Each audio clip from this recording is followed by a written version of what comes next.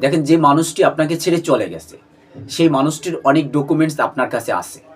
এখন আপনি যদি ওই ডকুমেন্টসগুলো সোশ্যাল মিডিয়ায় ছেড়ে দেন এবং ওই ডকুমেন্টসগুলো দিয়ে যদি ওই মানুষটিকে ব্ল্যাকমেইল করার চেষ্টা করেন, তাহলে এটা সবচেয়ে নোংরামি একটা কাজ।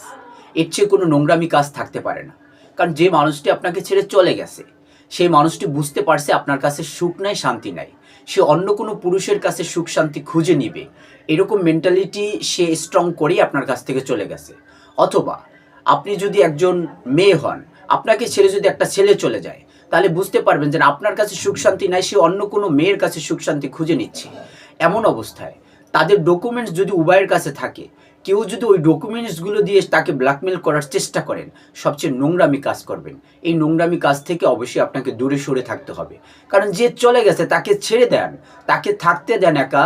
সে যেখানেই সুখ পাক সেখানেই যাক। কারণ আপনার কাছে যদি ন্যূনতম সুখ পেত, সে অবশ্যই আপনার কাছে নির্দ্বিধায় থেকে যেত।